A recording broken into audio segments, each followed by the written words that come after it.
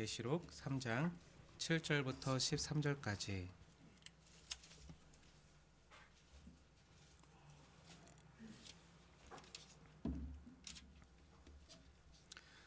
우리 성령님께 길을 쫑긋 세우고 우리 하나님의 말씀으로 받으시면서 함께 교독하겠습니다. 제가 먼저 읽겠습니다.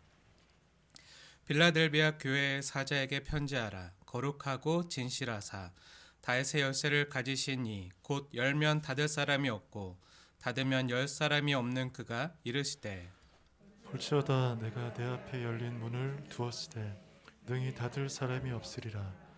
내가 내 행위를 아노니 내가 작은 능력을 가지고서도 내 말을 지키며 내 이름을 배반하지 아니하였도다.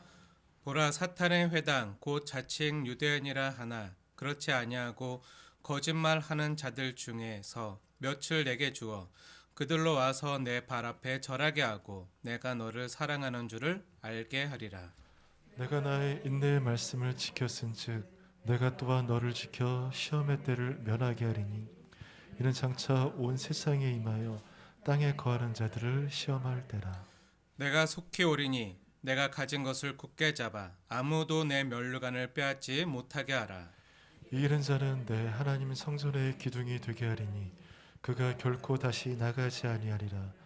내가 하나님의 이름과 하나님의 성 곧 하늘에서 내 하나님께로부터 내려오는 새 예루살렘의 이름과 나의 새 이름을 그 위에 기록하리라. 함께 읽겠습니다.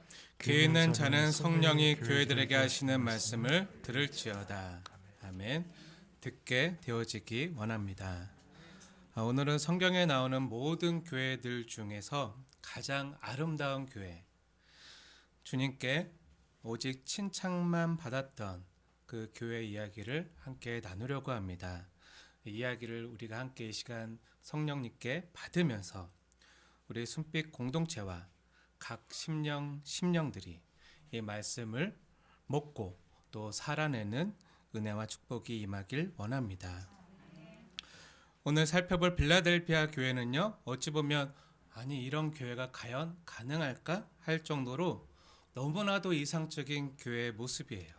왜냐하면 주님으로부터 어떠한 책망도 받지 않고 오직 칭찬만 받은 교회이기 때문입니다. 모든 교회들에는 약함이 있고 부족함이 있고 또 때로는 하나님께 책망도 받고 또 잘 못하는 부분이 있으면 예수님께 권면도 듣고 막 하잖아요. 좀 잘하라고.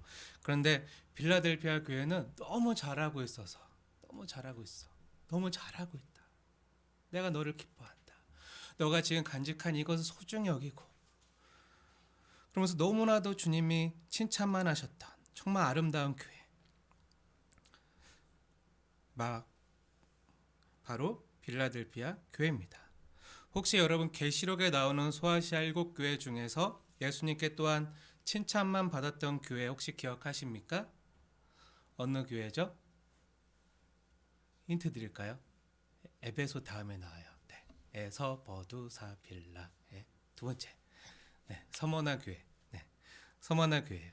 그런데 그 서머나 교회 역시 주님께 칭찬을 들었지만 또한 주님께 책망은 받지 않았어요. 책망은 받지 않았지만 주님께서 뭐라고 권면하시죠? 너가 죽도록 충성하라. 네, 너가 죽도록 충성하라. 지금만큼 충성하지 말고 더 열심히 죽도록 충성하라 라고 권면을 받았어요. 하지만 빌라델비아 교회는요, 어떠한 책망도 받지 않고요, 또 서머나 교회 같은 강도 높은 권면도 주께 받지 않았습니다. 빌라델비아 교회는요, 주님으로부터 직접 오히려 너가 지금 매우 잘하고 있으니 너가 지금 가지고 있는 것을 굳게 잡아서 아무도 너가 받은 이 면류관을 빼앗지 못하게 하라. 그 말은 뭐죠? 거꾸로 하면 너가 지금 너무나도 귀한 것을 가지고 있고 이걸 소유하고 있고 이 생명의 면류관을 갖고 있다는 거예요. 누리고 있다는 거예요. 그래서 이것을 잘 간직하라고, 어찌 보면 주님으로부터 다시 한번 너무나도 잘하고 있다는 칭찬과 인정을 받는 모습으로 나타납니다. 어떻게 보면 서머나 교회가 주님께 칭찬받았다면 오늘 빌라델비아 교회는요, 극찬을 받은 교회라고 할 수가 있어요. 그만큼 주님의 마음을 기쁘시게 하고 흡족하게 했던 아름다운 교회의 모습입니다. 저와 여러분도 이렇게 주님께 칭찬받는 교회와 성도 되어지길 주님의 이름으로 축복합니다. 그럼 어떤 교회였길래 주님께 이러한 칭찬, 아니 극찬을 받는 교회와 성도가 될 수 있었을까? 한번 기대하면서 우리도 이러한 교회와 성도 되길 원합니다. 그런 마음으로 이 시간 주님의 말씀 함께 받기를 원합니다. 우선 교회 이름을 보면요, 빌라델피아. 이름은요, 형제사랑이라는 이름이에요. 우리말로 번역하면 형제사랑교회 이렇게 할 수 있어요. 그리고 빌라델피아 교회 지역적인 배경을 보면 예수님 오신 후에 주후 AD 17년경에 이 빌라델피아 지역에 큰 지진이 일어나서 이 도시 전체가 큰 피해를 입어요. 이러한 지진대 위에 세워졌기 때문에 굉장히 척박하고도 또한 가난한 도시였어요. 그리고 건축에 있어서 지진이 자주 일어나기 때문에 그래서 뭘 중요하게 여기죠? 건축에 있어서 기둥을 매우 중요시 여겼던 도시이기도 합니다.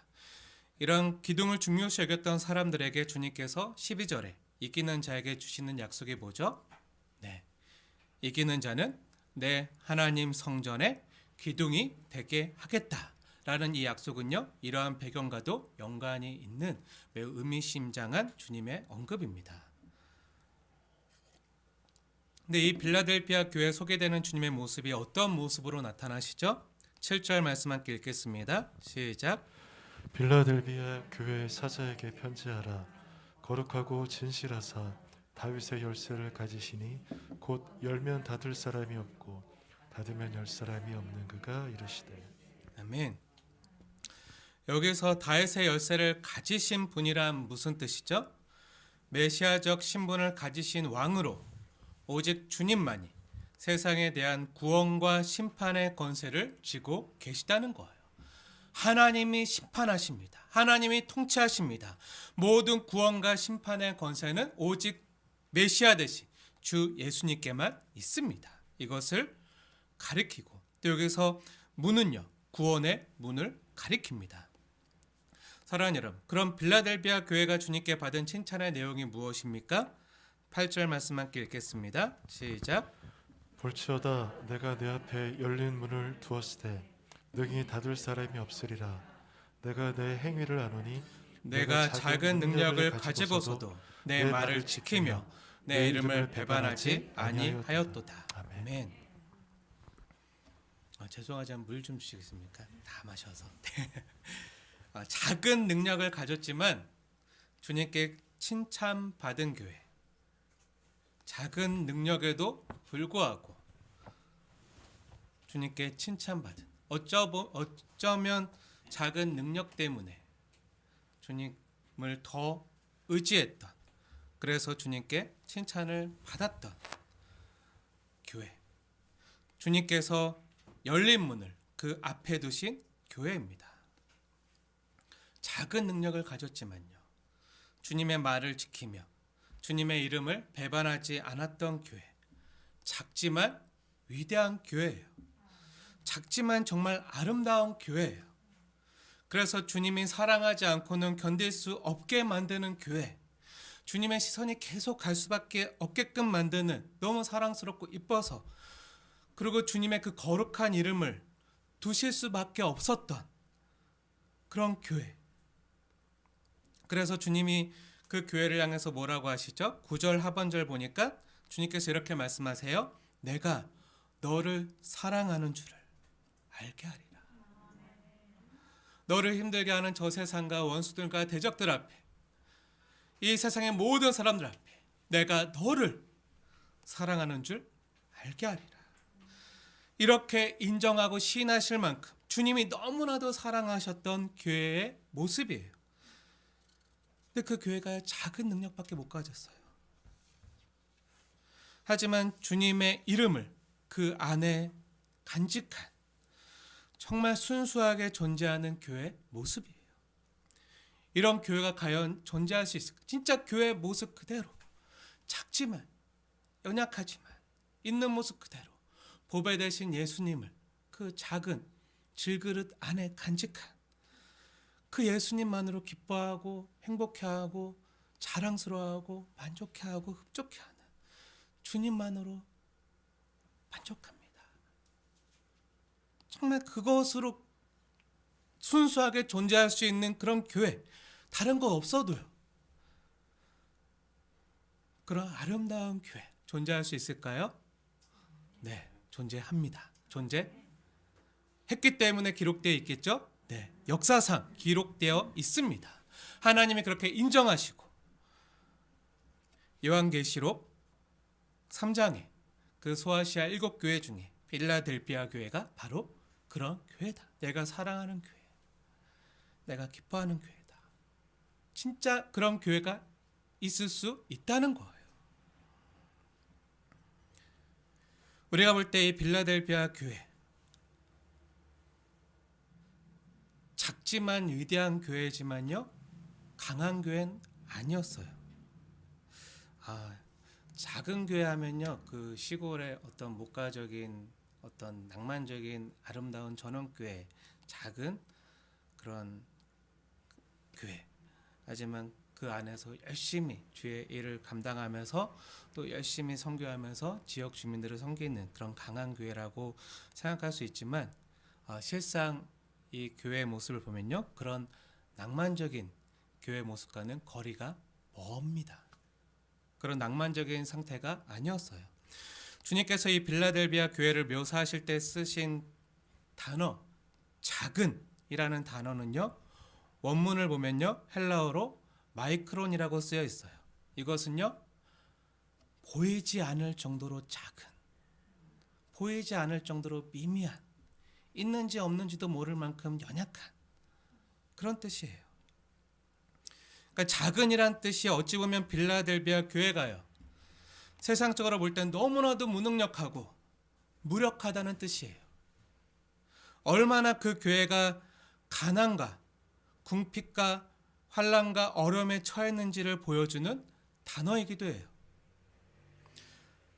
실질적으로 그 교회 구성원이요, 거의 없어요. 오늘 본문 말씀 그대로 전한다면요, 빌라델비아 교회는요, 성도가 거의 없는 굉장히 적은 그런 개척교회, 미자립 교회 같은 상태였어요. 지난주에 보았던 사대교회는요, 아주 크고 사람들로부터 많은 칭찬과 인정을 받았던, 활기차고 살아있는 교회처럼 보였던 그런 대형 교회라면, 오늘 빌라델비아 교회는요, 그 사대교회와는 완전한 대조를 보이는, 극과 극의 모습을 보여주는 그런 교회예요. 사대교회가 이름 있는 유명한 큰 교회, 대형 교회라면요, 이 빌라델비아 교회는요, 아주 적은 소수만 모이는 작은 교회. 그 교회 구성원 면면을 살펴봐도 무엇 하나 내세울 것 없는, 그 구성원 중에 유명한 사람 하나도 없는, 오히려 그 지역에 하층민들이나 노예만 있었던, 그 구성원이 너무나도 초라하고 가난한 사람들만 있었던 교회가 바로 빌라델비아 교회였습니다. 다른 교회랑 비교해 볼 때요, 너무나도 작아요. 초라해요. 무엇 하나 내세울 거 없어 보이는 그런 교회 같아 보여요. 요즘으로 말하면 개척교회나 미자립 교회라 할 수 있겠죠. 지난번에 우리가 함께 살펴본 교회 중에 주님께 칭찬만 받은 또 하나 교회가 있었잖아요. 그 교회 이름이 뭐죠? 네, 서머나 교회. 그 서머나 교회도 환난과 궁핍 가운데 있었던 가난한 작은 교회라고 했잖아요. 그러면 주님께서 칭찬하시는 두 교회 모두 공통점이 있는데 뭐죠? 네, 두 교회 모두 가난한 작은 교회였음을 알게 돼요. 제가 교회는 가난해야 된다고 얘기하는 거 아니에요. 네, 오해하지 마세요. 네, 교회는 작아야 된다고, 미자립 교회나 개척 교회가 좋은 교회라고 얘기하는 거 아니에요. 네, 절대 오해하시면 안 돼요. 교회가 가난하든 부하든 미자립 교회든 개척 교회든 대형 교회든 초대형 교회든 상관없이 주님이 주신 능력으로 주님의 말을 지키며 주님의 이름을 배반하지 아니하는 교회, 주님의 이름을 두실 만한, 주님이 인정하시는 교회, 그런 교회가 주님이 기뻐하시는 교회라는 거예요. 거룩한 주님의 이름을 높이는 교회, 그런 이름을 두실 만한, 그 이름을 새겨 놓으실 만한 교회. 크고 작고 상관없어요. 사람이 많고 적고 상관없습니다. 사람이 적어도요, 교회가 작아도요, 오히려 작기 때문에 적기 때문에 자기 소리 내기가 쉬워요. 네, 큰 교회보다. 작은 교회가 자기 뜻대로 자기 마음대로 좌지우지해 갈 수 있는 그런 위험성이 더 큽니다. 그런 사람이 목회자라면 더욱 위험하고요, 중직자라면 더 위험한, 크고 작고가 상관없이 정말 주님이 주인 되심을 인정하고 주님의 이름을 간직했느냐, 주님의 말을 지키고 그 이름을 배반하지 아니하는가, 이런 삶의 모습이요 더 중요한 거예요. 제가 3년 전에 주님이 주인 되시는 이 순빛교회를 주님께서 개척하게 하실 때 굉장히 많이 오래 기도했거든요. 개척하는 이유에 대해서 제 자신과 하나님 앞에 진실되게 물어봤던 적이 굉장히 많아요. 주님의 응답을 주시고 마음에 감동을 주셔서 이곳에 기도소를 얻고 처음 개척 감사 모임을 가졌을 때가 7월 1일 토요일이었어요. 그때는 교회가 아니라 기도소였어요. 기도하는 장소, 만민이 기도하는 집. 그때 기도소로 첫 모임을 가졌을 때, 그때 이곳에 함께 기도하러 모인 지체들에게 왜 주님의 몸된 교회를 이곳에 개척하게 되었는지 그 이유를 밝힌 적이 있어요. 3가지 이유를 밝혔는데요. 시간이 부족해서 지금 다시 한번 이야기할 수 없지만, 그때 제가 밝혔었던 이야기 중에 하나가 바로 이런 이야기였습니다. 이 땅에 교회가 정말 많잖아요. 이 주변에도 십자가가 한 수십 개 돼요. 교회가 정말 많아요. 우리 순빛교회 말고도요, 좋은 교회 정말 많아요. 크고 아름다운 교회도 있고요, 이름 있는 명망 있는 교회들도 있고요, 유명한 교회도 이 주변에 많이 있어요. 또 구제와 선교에 앞장서는 훌륭한 교회도 있어요. 좋은 교회가 없어서 주님께서 이 땅에 또 하나의 교회, 순빛교회를 개척하게 하신 게 아니었죠. 그럼 왜 굳이 이 많고 많은 교회가 있음에도 또 주님의 몸된 교회가 세워져야 되는 것이죠? 그것도 번듯한 단독 건물도 있고 주차장도 있고 유해시설도 없고 편의시설도 갖춘 교육하기 좋은 환경에 성도님들이 오셔서 정말 신앙생활하기 좋은 환경에 있는 교회도 아니고 정말 열악한 환경 가운데, 그렇다고 사람이 많이 모이거나 재정이 많은 것도 아니죠. 그때는 정말 소수, 진영사모와 저랑 몇 명만 소수 모여서 처음에 이곳에서 예배드리고 기도하고 시작했어요. 우리 중에 유력하거나 유명한 사람 아무도 없었어요. 어찌 보면 아무것도 없었죠. 오직 주님의 이름만 있었습니다. 아무것도 없는 작은 교회였지만요, 처음엔 사람도 없고 재정도 없었지만, 그럼에도 이 땅에 주님께서 교회를 개척하게 하신 이유 중 하나로요, 주님의 거룩한 이름을 간직한 교회, 주님의 이름을 담은 교회, 예수 이름을 담은 교회, 주님께서 주님의 이름을 담아두기에 부끄럽지 아니한 교회, 아니 주님의 거룩한 이름을 높이는 교회, 우리가 가진 능력이 어떠하든지 간에 작으면 작은 대로 우리 안에 주님께서 우리에게 그 거룩한 이름을 두시고 우리가 그 주님의 말씀을 지켜 살아내는 모습을 통해서 주님의 거룩한 이름이 이 세상 가운데 드러나고 그렇게 높임을 받는 주님이 기뻐하시는 교회, 그러한 교회에 대한 거룩한 갈망을 주님께서 주셨기 때문에 세워진 교회가 바로 이 순빛 교회예요. 그래서 개척 때부터 지금까지요, 아마 아시는 분들은 아시겠지만 교회 표어가 한 번도 안 바뀌었어요. 3년 동안. 네. 매년 교회 표어가 바뀌잖아요. 네, 주제 성구는 바꿨지만 교회 표어는 안 바꿨어요. 어떤 성도님들이 그래요. 저한테 물어봐요. 왜 매년 교회 표어가 똑같냐고. 네.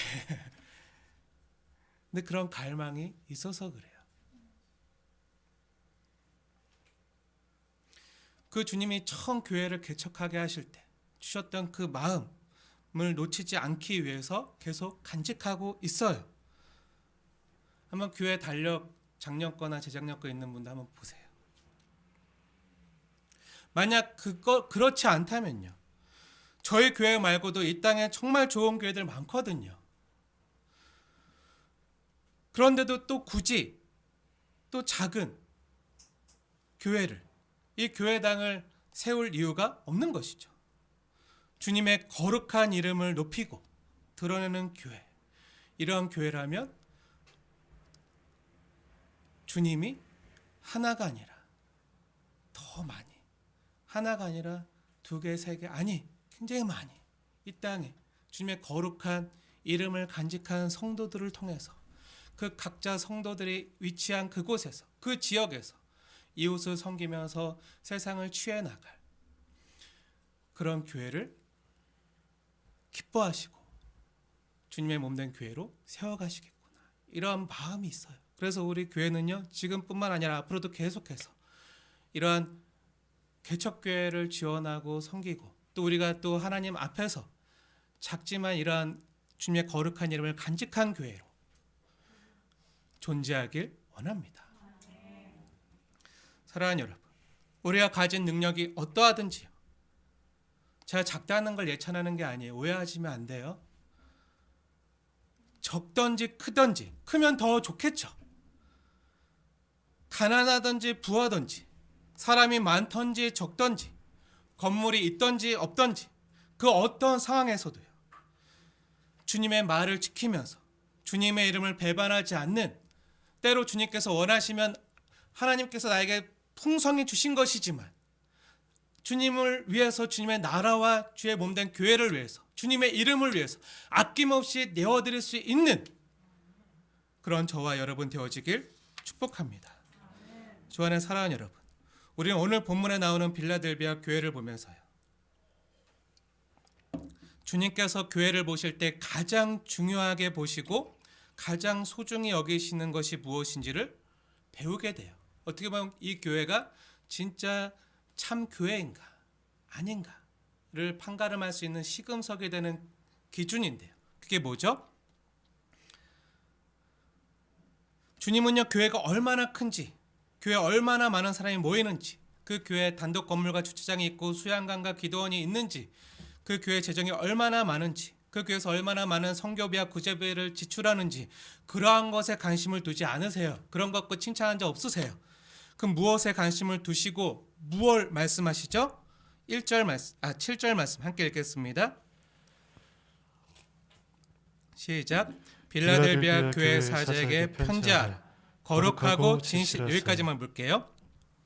주님이 보시는 것은요, 겉모습이 아니라 우리의 거룩함과 진실한 모습을 가장 중요하게 여기신다는 거예요. 그래야 교회죠. 그래야 성령님이 거하시는 전이 되는 거죠. 그 마음의 중심에 무엇이 있는가를 보시는 거예요. 자신의 거룩한 이름, 예수님의 이름을 두실 만한 진실된 교회인지, 거룩한 교회인지, 그 안에 성령과 복음이 있는지, 정말 그 마음 중심 안에 거룩함과 진실함이 있는지, 그 마음 중심으로 주님을 진실되게 사랑하는지를 보시는 거예요. 주님은 겉모습에 속지 않으세요. 우리가 지난주 사대교회를 보시는 주님의 모습을 통해서 함께 봤잖아요. 확인했잖아요.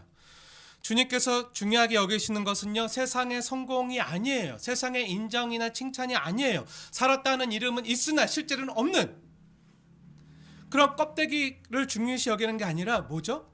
거룩함과 진실함, 이러한 신실함을 중요하게 여기시는 거예요. 주님께서 빌라델비아 교회 어떤 모습으로 나타나시죠? 7절에 보니까 거룩하시고 진실하신 모습으로 나타나세요. 주님께서 또한 사대교회에 어떤 모습으로 나타나셨죠? 7용과 7뼈를 가지신 모습으로 나타나세요. 지난주에 사대교회를 풀어가는 그 단초, 해석의 단초를 우리가 이것으로 봤잖아요. 근데 사대교회는 책망만 받았잖아요. 근데 주님이 나타나신 모습이 없었기 때문에 책망을 받은 거예요. 주님이 그 교회를 통해서 간직하려고 했던 모습이 없었기 때문에 책망을 받은 거죠. 성령이 없는 거예요. 7별, 그 교회 사자들, 그 교회 지도자를 통해서 주셨던 그 복음을 지키지 못했던, 아니 그 복음을 행할 수 있는 능력이 없었던 그 모습 때문에 책망을 받은 거죠. 하지만 오늘은 빌라델피아 교회는요, 칭찬을 받잖아요. 주님이 너무 기뻐하시면 칭찬해 주시잖아요. 이 말은 뭐죠? 이 빌라델피아 교회는요, 거꾸로 거룩함과 진실함이 있었다는 거예요. 주님이 그냥 나타나시는 게 아니에요. 그 교회 형편과 모습에 맞게끔 주께서 말씀하시고 나타나시고 권면해 주시는 거예요. 칭찬해 주시고 때론 회초리도 드시는 거예요.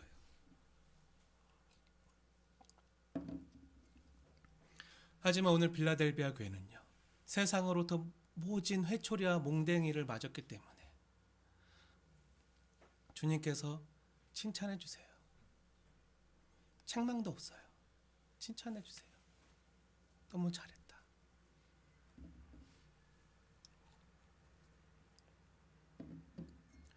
주님께서 가장 중요하게 보시는 것은요, 우리의 성공이나 형통이 아니라 거룩함과 진실됨입니다. 복음서에 보면 하나님께 헌금했던 그 과부가 나오잖아요. 자신의 전부를 드렸던 과부의 두렙돈 이야기 아십니까? 그것을 보시고 예수님께서 뭐라 하셨죠? 칭찬하시잖아요. 기뻐하시면서 이 가난한 과부는 모든 사람들보다 가장 많이 넣었다. 인정하시면서 칭찬하는 장면이 나와요. 부자들이 짤랑짤랑거리는 돈주머니를 가지고 와서 막 보란듯이 드러나게 막 짤랑짤랑거리면서 탁 넣는 것보다 부끄럽지만 혹시 소리라도 들릴까 봐 단 동전 두 입이었지만 그날 하루 겨우 먹고 살 그런 양식이었지만 하나님을 향한 사랑과 진실된 믿음의 고백이 담긴 자신의 전부, 동전 두 입밖에 안 됐지만 주님의 인정이 어떻죠? 부자가 넣은 돈주머니보다 더 크고 귀하다, 더 많이 넣었다. 이것이 우리 주 예수님의 시각이고요, 관점이에요. 이게 하늘의 관점이에요. 주님은요, 이러한 주님의 관점으로 우리 한 사람 한 사람을 보시는 거예요. 마음의 중심을 살피시는 거죠. 겉모습이 아니에요. 그리고 그분의 관점은요, 세상의 관점을 뒤집어 전복시키는, 역전시키는 그러한 관점이에요. 주님은요, 그 사람이 얼마나 능력이 많은 사람인가, 얼마나 많은 권력이 있고 재력이 있고 학벌이 있고 명예가 있고 얼마나 많은 부와 재산이 있는가, 이것으로 그 사람을 평가하는 것이 아니라 얼마나 많은 헌금을 주게 했는가, 이것이 아니라 우리의 신실함, 정말 진실된 주님을 향한 사랑을 가지고 우리의 몸과 마음과 시간을 드렸는가, 이것을요 더 중요하게 여기시는 하나님이세요. 신실함이 뭐죠? 신실함? 아까 우리가 찬양했잖아요. 신실하신 하나님, 신실하신 주. 신실함이 뭐죠? 한결같으신, 우리가 때때로 하나님께 반역하고 불순종해도 한결같이 우리를 사랑하시고 애끓는 하나님 아버지의 마음으로 그 햇새대로 한결같은 은혜를 베푸시고 자기 가장 귀한 것, 독생자도 아끼지 아니하시고 그 생명과 우리를 맞바꾸실 만큼 우리를 끊임없이 끝까지 사랑하시는 그 신실함.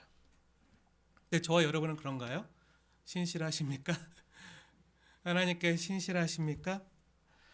어떠한 상황과 환경에도요, 변함없이 주님을 거룩하고 진실되게 사랑하는 것이요, 성도들이 간직한 신실함이에요. 주님이 가장 귀하게 보시는 거죠. 바로 이 신실함, 거룩하고 진실한 것. 이 마음으로 주님을 사랑하는 것. 상황이 어떠하든지, 환경이 어떠하든지. 사랑하는 여러분, 축복하고 권면합니다. 신실한 성도님들 되시길 축복합니다. 그럼 이러한 신실함이 어떻게 드러나나요? 8절 말씀 다시 한번 읽겠습니다. 시작. 볼지어다 내가 내 앞에 열린 문을 두었으되 능히 닫을 사람이 없으리라. 내가 내 행위를 아노니 내가 작은 능력을 가지고서도 내 말을 지키며 내 이름을 배반하지 아니하였도다. 아멘. 신실함이 어떻게 드러난다고요? 주님의 말을 지키는 것으로 드러난다고요. 나를 사랑하는 자는 내 계명을 지키는 자다. 주님의 말을 지키는 것으로 신실함이 드러나요. 그냥 겉모습 말고요. 율법적인 거 말고요. 정말 사랑함으로 내가 사랑하는 사람이 원하는 걸 내가 자원함으로 하고 싶은 갈망. 진짜 사랑하기 때문에 들어주고 싶은 것. 그리고 주님의 말을 지키는 것. 그리고 주님의 이름을 배반하지 않는 것으로 그 신실함이 드러난다는 거예요. 근데 이게 참 쉽지가 않아요. 주님의 말을 지키는 것, 주님의 말을 듣는 것. 이게 말하기는 쉬운데요. 이게 지키기는 참 쉽지 않죠. 네, 앉아서 듣기는 편하시죠. 네. 근데 내가 들은 이 말씀을 지키기가 쉽지 않은, 말하기 쉽고 듣기는 쉬운데 살아내기는 쉽지 않은, 하지만 이것을 한결같이 해내는 것이 신실함이에요. 그런데 이렇게 말씀을 지키는 것이 얼마나 중요하냐면요. 바로 이어지는 내 이름을 배반하지 아니하였도다. 그러니까 바로 이것과 연결되거든요. 내 이름을 배반하지 아니하였다라는 그 의미에는요. 너희가 내 말을 지켰다라는 의미가 담겨 있어요. 그럼 반대로 말하면 뭐죠? 주님의 말을 지키지 않는 것은요. 주님을 배반하는 거라고요. 너무나도 무서운 말입니다. 사랑하는 여러분, 혹시 여러분은요. 여러분의 삶이 분주하기 때문에 먹고 사는 일이 바쁘기 때문에 말씀을 읽고 듣고 배우고 살아내는 말씀 생활을요. 혹시 소홀히 여기고 계시진 않으십니까? 주님도 내가 얼마나 바쁜지 아시기 때문에 내가 가족을 위해서 또 교회를 위해서 내가 얼마나 열심히 사역하고 또 일하고 바쁜지 아시기 때문에 말씀 생활 소홀히 하는 거 어느 정도는 용인해 주실 거야. 주님도 내 처제가 돼봐. 내가 이렇게 새벽부터 일어나서 열심히 일하고 고생하는데 그 집에 가서 또 자녀들 돌보고 양육 할 거 다 하는데 시간이 부족하고 내 몸이 몇 개라도 부족한데 주님이 아시고 용인해 주실 거야. 혹시 이렇게 생각하지 않으십니까? 제가 단순히 매일매일 성경 몇 장 이상 읽어야 된다고 율법적으로 말하는 게 아니에요. 물론 많이 읽으시길 권해드리지만 제가 권하는 본심을 잘 아셔야 돼요. 왜 말을 지키는지. 이렇게 얘기해 볼게요. 사랑하는 여러분, 만약에 여러분의 자녀들에게요. 핸드폰 게임 그만하고 이제 밥 먹어 했는데 계속 핸드폰 게임만 하고 밥을 안 먹고 방 안에서 안 나오는 자녀를 본다면 어떡하시겠습니까? 네. 계속 핸드폰이나 컴퓨터 게임에 빠져서 공부도 안 하고 있는 자녀를 본다면 마음이 어떠십니까?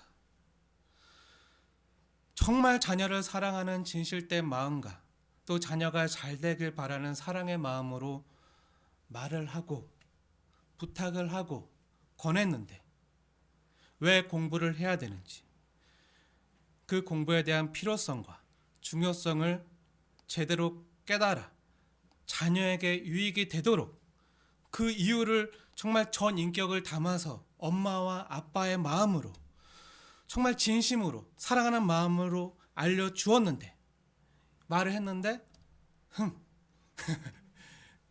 하면서 냉소적으로 또 공부하라는 얘기 아니야 하면서 부모의 말을 잔소리로 대하면서 무시하고 들은 채도 안 하고 계속 핸드폰 게임만 하고 누워있다면 그 부모의 마음이 어떨까요?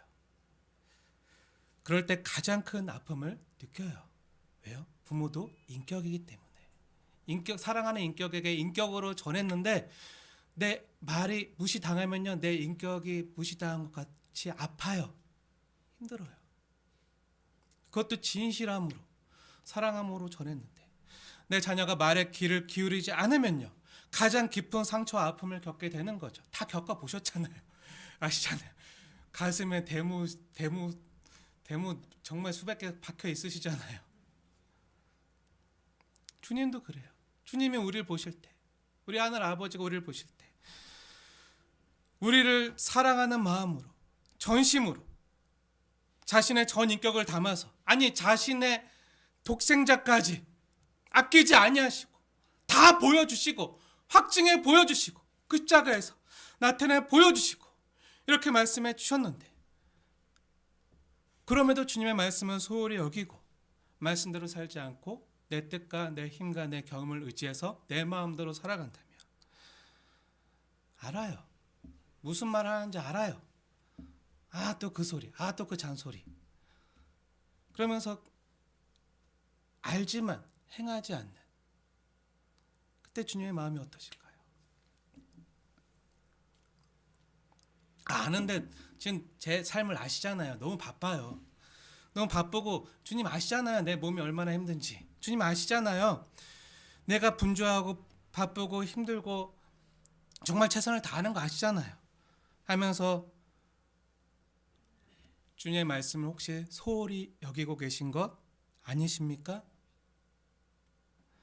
만약 그렇다면요, 저와 여러분이 주님을 어떻게 대하고 있는지, 또 그분을 정말 전 인격으로, 인격이신 하나님을 대하고 있는지 그 마음과 태도를 점검하고 돌이키는 시간 되어지길 원합니다.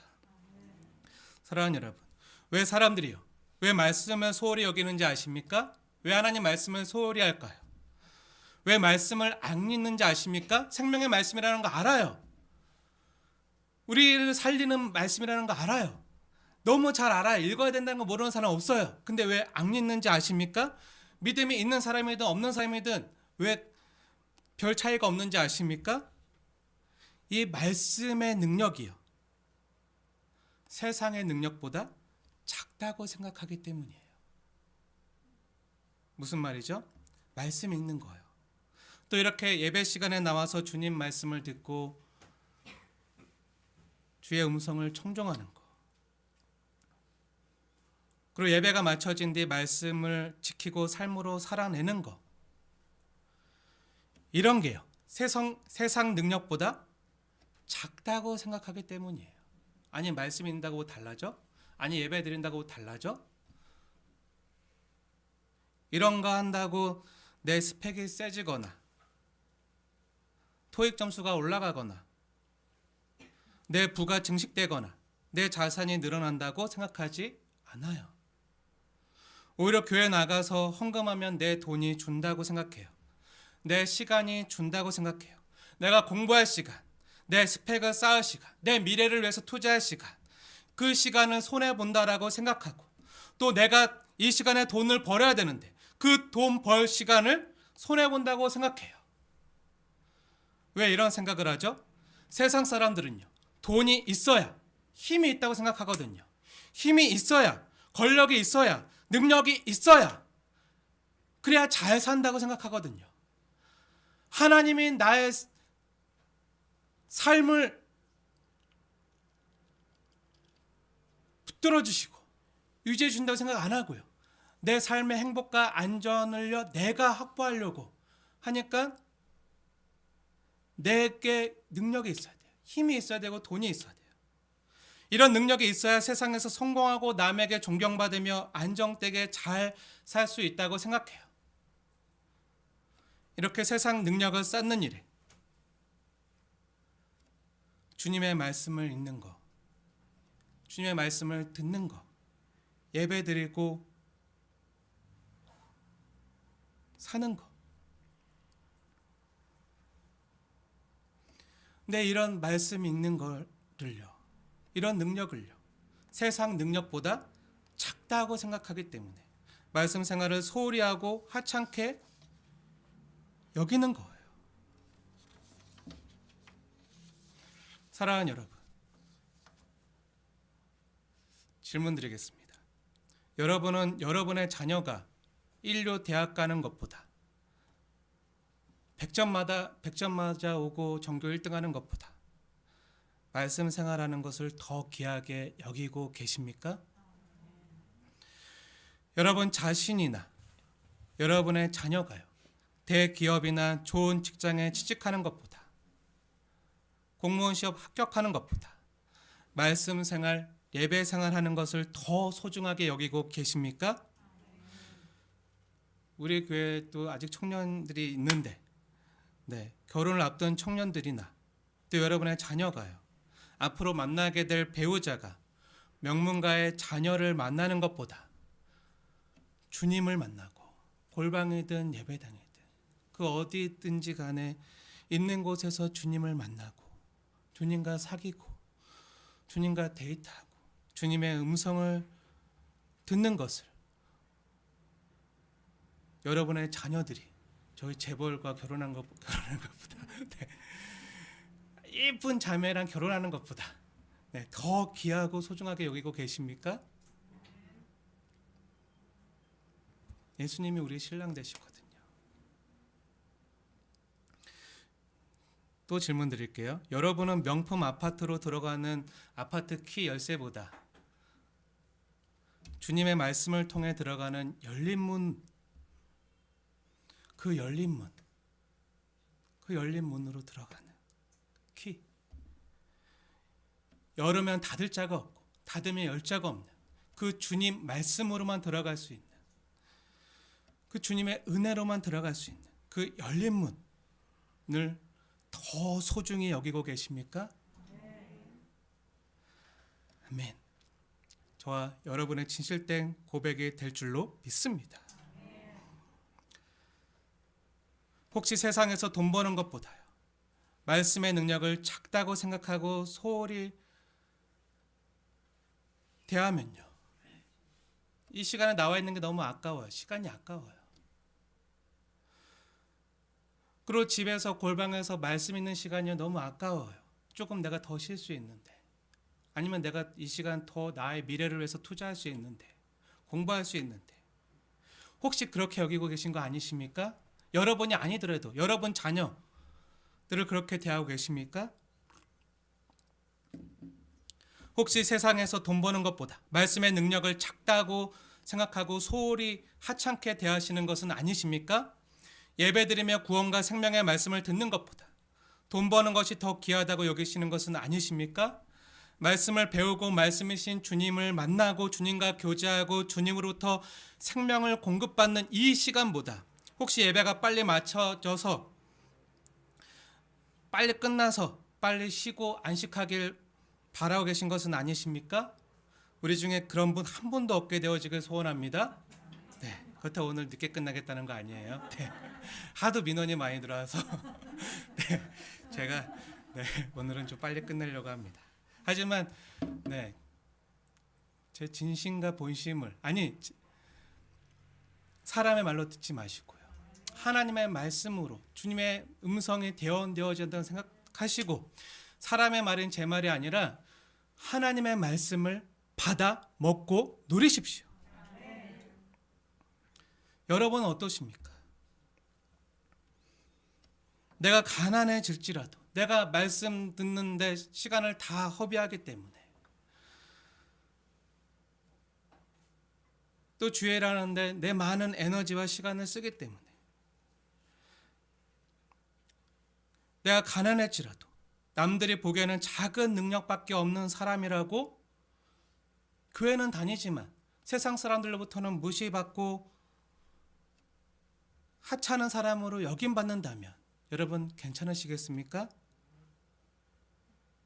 남들은 다 성공하고 형통하고 잘 나가는데, 그들뿐만 아니라 그들의 자녀들까지 다 잘 나가고 잘 되고 있는데, 내 삶과 내 자녀들의 삶의 문은 닫히고 성공의 문이 닫히고 잘 되지 않고 도태되고 실패하는 것 같이 느껴질지라도요, 내 삶의 형통의 문과 성공의 문이 닫힐지라도, 세상의 문이 닫힐지라도 주님이 열어두시는 열린 문, 구원의 문, 생명의 문을 바라보고 작은 능력에도 불구하고, 작은 능력 때문에 주님을 바라보고 주님의 말을 지키며 주님의 이름을 배반하지 아니하는 삶을 살아갈 수 있으십니까? 이렇게 말하니까 이 빌라델비아 교회 성도들의 삶이 감이 조금 오십니까? 말씀을 붙들고 말씀을 사랑하고 지키며 주님의 이름을 배반하지 않는다는 삶의 의미가 어떤 건지 느껴지십니까? 사랑하는 여러분, 이들이 왜 가난해졌죠? 왜 가난해진 거죠? 9절 보세요. 9절 보면 사탕의 회당, 곧 자칭 유대인이라는 자들이요, 거짓말로 빌라델비아에 사는 그리스도인들을 비난했기 때문이에요. 이런 배경은 지난번 서모나 교회 때도 살펴봤잖아요. 그들이 궁핍과 환란에 처한 이유를 살펴봤잖아요. 서모나 교회 2장 9절도 보세요. 똑같은 9절인데요. 2장 9절과 3장 9절을 비교하면서 보세요. 2장 9절에도요, 자칭 유대인이라 하지만 실상은 사탄의 회당이라고 주님이 말씀하세요. 그리고 또 오늘 3장 9절에도 동일하게 말씀하세요. 그때도 말씀드렸지만 하나님을 믿는다는 것은요, 어떻게 보면 이 세상에서 잘 사는 것을 포기하는 일일 수 있어요. 하나님을 믿는다는 자칭 유대인들이요, 당시 먹고 살기 위해서 교회 다니지만 길드나 조합에 들어가서 직장을 구하거나 일을 했거든요.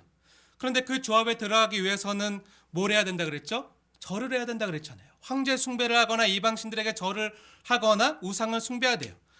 하나님을 믿는다고 하지만 겉모습만 그럴 뿐 실제적으로 원하는 거는 자기가 잘 먹고 잘 사는 거예요. 성공하는 거예요. 형통하는 거예요. 겉으로 하나님 믿는다고 하지만, 교회 다닌다고 하지만, 하나님 말씀을 안다고 하지만 겉만 그럴 뿐 세상 사람들이 추구하는 것을요 똑같이 추구하면서 세상 능력을 똑같이 추구해 가는 것이죠. 나는 하나님 믿고 교회 다니지만 이건 그냥 국민 의례지 우상 숭배가 아니야 하면서 황제 숭배나 우상 숭배를 하는 걸 합리화하면서 뭘 숭배하는 거죠? 돈을 숭배하는 거죠. 돈을 숭배하고 경제활동하던 그 유대인들이요,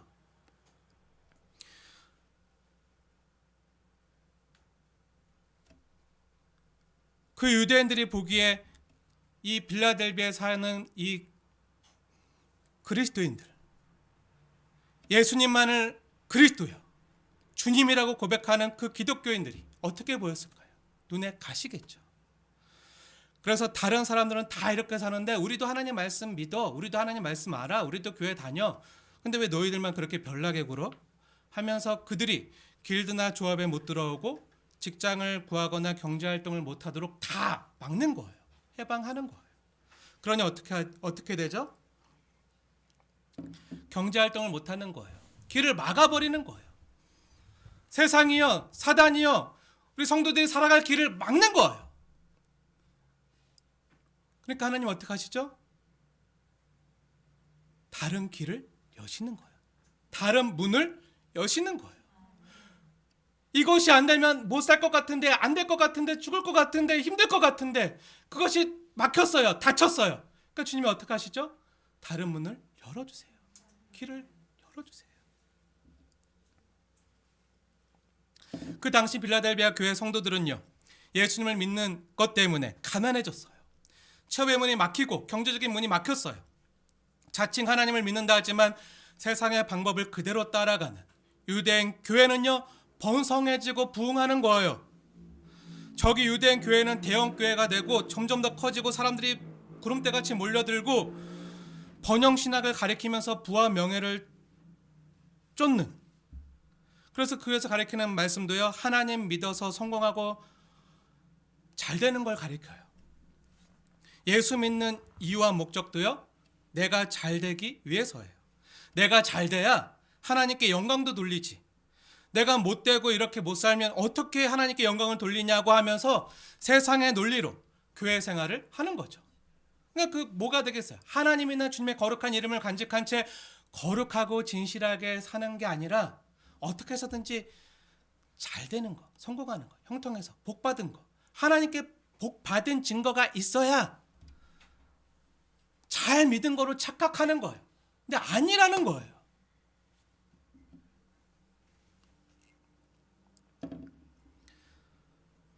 그러니까 그 유대인 교회, 그 대형 교회 와서 사람들이 하는 얘기가 뭐예요? 그러니 교회 와서 하는 이야기도요, 잘 되는 이야기, 세상에서 성공하는 이야기, 부동산 이야기, 재테크 이야기, 사업 이야기, 자녀 학교나 학원 이야기가 대부분이에요. 교회 와서 하는 이야기가 물론 삶에 필요한 이야기이기 때문에 삶을 나누다 보면 전혀 안 할 수는 없겠지만 교회에서 나누는 이야기가 대부분 성도들이 모여서 나누는 이야기가 대부분 세상 이야기와 전혀 다를 바가 없다면 안 되겠죠.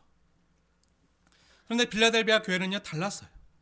그 교회는요 유력한 사람도 없었어요. 부자도 없었어요. 다들 가난하고 그 중엔 노예들도 있고 세상적으로 보면 별 볼 일 없는 무명한 사람들이었지만 빌라델비아 교회 성도들은요 모이면 예수 이야기하는 거예요. 부동산 이야기가 아니라 예수 이야기하는 거예요. 예수님이 날 얼마나 사랑하셨는지, 이렇게 보잘것없고 죄인된 나를 얼마나 사랑해 주셨는지 그 십자가 사랑 이야기를 하는 거예요. 하나님 말씀대로 살고 싶지만 살지 못하는 자신의 연약함을 보면서 우리를 도우시는 성령님 이야기를 하고 성령님을 높이고 성령 충만을 이야기하는 거예요. 그리고 자신이 예전엔 죄와 허물 가운데 빠져 있었지만 자기를 이 죄에서 건져낸 자, 그 복음 이야기를 하는 거예요. 구원 이야기를 하는 거예요. 이런 이야기가 가득한 거예요. 자신이 변화된 진짜 삶의 이야기가 가득한 거예요. 근데 여전히 그 교회는요 부자도 없고요 성도 수도 얼마 되지 않아요. 세상적으로 보기에는 큰 대형교회 비교해보면 아직도 새들어 살고 비도 새고 정말 누추한 변변찮은 것도 별로 없는 눈에 띄지 않는 교회지만요 그 교회 안에는요 복음이 있어요. 그 교회 안에는요 성령이 있고 진짜 생명이 있고 주님의 임재가 있는 거예요. 그래서 주님께서 어떻게 하죠? 8절에 주님께서 이 빌라델비아 교회 열린 문을 두시는 거예요. 이 교회 앞에 열린 문을 두시는 거예요. 왜죠? 이 교회 앞에 열린 문을 두시는 이유가 뭐죠? 이 열린 문이 뭐죠? 구원의 문이에요. 주님의 말씀을 지키는 이 진실된 교회와 성도들을 통해서 이 주님의 이름을 배반하지 않는 교회와 성도들을 통해서 이들을 통해서 내가 이 땅에 있는 많은 사람들을 구원해 가겠다. 이 교회에 진짜 구원이 있다. 이 교회에 진짜 생명이 있다. 이 교회를 통해서 내가 구원받을 자를 부르시겠다는 주님의 강력한 의지의 표명이에요. 그래서 다른 교회 앞에 이 구원의 문, 열린 문을 두지 않고요. 이 빌라델비아 교회 앞에 열린 문을 두시는 거예요. 그리고 닫을 자가 아무도 없어요. 음부의 권세도 이기지 못해요. 주님이 여셨기 때문에. 그 문을 통해서만 구원으로 하나님 아버지께로 인도함 받을 수 있는 거죠. 살았다 하는 이름은 있으나 성령과 복음이 없는 교회가 아닌 빌라델비아 교회처럼 무명하고 작은 능력밖에 없어서 세상 사람들이 볼 때 저 작은 교회, 저 미자리 교회가, 저 개척 교회가, 저 교회가 뭘 하겠어. 하지만요 주님께서는 그 빌라델비아 교회를 통해서요 가장 귀한 거, 가장 소중한 거, 온 천하보다 귀한 한 영혼 한 영혼을 구원해 가시는 진짜 주님의 일을요 행하시는 거예요. 아무리 큰 돈이 있어도요, 아무리 큰 권력과 권세가 있어도요, 명예가 있어도요, 인기가 있어도요, 생명이 없으면 무슨 소용이에요. 다 있어도 우리가 생명을 잃어버리면 무슨 소용이에요. 다 놓고 가야 되는데 아무 의미도 아무 소용도 없는 거죠. 내 영혼이 있는 사람에게는요 인생만이 아니라 영생이 있거든요. 그렇기 때문에 그 어떤 것보다 소중한 것이요 이 영생 구원의 문으로 들어가는 거예요. 그런데 말씀이 육신이 되신 예수님만이 우리의 유일한 구원의 문이시거든요. 그리고 예수님이 열어주셔야지만 들어갈 수 있는 거거든요. 예수님께서 요한복음 10장 7절에 스스로 양의 문이라고 하셨잖아요. 자신을 통해서만 들어갈 수 있다. 양의 문. 주님을 따르는 양으로 생명과 영생의 문으로 들어가게 하시는 유일한 문이 되어주세요. 그 열린 문이죠. 그뿐만 아니라 어떤 복과 약속을 주시죠? 12절 말씀 함께 읽겠습니다. 12절 시작. 이기는 자는 내 하나님 성전의 기둥이 되게 하리니 그가 결코 다시 나가지 아니하리라. 내가 하나님의 이름과 하나님의 성 곧 하늘에서 내 하나님께로부터 내려오는 새 예루살렘의 이름과 나의 새 이름을 그 위에 기록하리라. 주님께서 주님의 말씀을 지키고 주님의 이름을 배반하지 않는 그 사람들을 하나님이 어떻게 하신다고요? 성전의 기둥으로 삼아 주시는 거예요. 이게 무슨 뜻이죠? 세상은요, 별 볼 일 없는 적은 능력밖에 없는 사람들로 그 교회 사람들을 취급하지만 주님 보시기에는요, 가장 중요한 그 하나님 나라를 떠받칠 그런 기둥 같은 사람으로 여겨 주신다는 거예요. 주님의 거룩한 이름과 주님의 임재가 있는 그 성전에 기둥 삼아 주신다는 거예요. 그 기둥 위에 주님이 주시는 이름이 있는데 어떤 이름이죠? 하나님의 이름, 성부 하나님의 이름. 그리고 지금 이 말씀하시는 주 예수님의 이름, 그리고 하늘에서 내려오는 새 예루살렘의 이름, 그 이름을요, 이 기둥 같은 사람 위에 기록해 주신다는 거예요. 다른 사람은 몰라요. 사랑하는 여러분, 이것보다 더한 복이 어디 있겠습니까? 주님이 이렇게 인정하시는 거예요. 너가 나를 귀히 여기고 내 말을 지킨 것을 보았다. 내가 잘 알고 있다. 세상 사람들은 너를 무능력하다, 적은 능력밖에 없다고 하찮게 여기지만 잘 이겨내었다. 그러면 내 이름을 배반하지 않았구나. 내가 너의 인내를 안다. 너가 내 이름을 위하여 인내하고 힘든 중에도 잘 이겨낸 것을 내가 아노라. 너가 내 이름을 배반하지 않은 것처럼 나도 너를 배반하지 아니하겠다. 너의 이름을 새겨두겠다. 너를 기둥같이 여기겠다. 그리고 내 영화로운 이름을 너 위에 두겠다. 하나님 나라의 유업과 기업을 너에게 주겠노라. 내 이름을 너희에 기록하여 내 영화로운 이름, 내 높은 이름이 거명될 때마다 너를 통해서 드러나게 하겠다. 여러분, 복음서에 예수님의 발을 자신의 머리로 향유를 다 쏟아서 씻었던 그 여인의 기록 아시잖아요.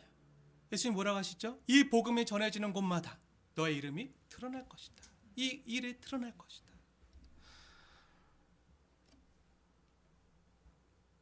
내가 모든 사람 앞에 내 이름을 간직한 너를 시인하겠다는 말씀입니다. 사랑하는 여러분, 이게 진짜 성도들의 복과 영광인 줄 깨달으시기 바랍니다. 귀 있는 자들은 성령이 교회들에게 하시는 말씀을 들을지어다.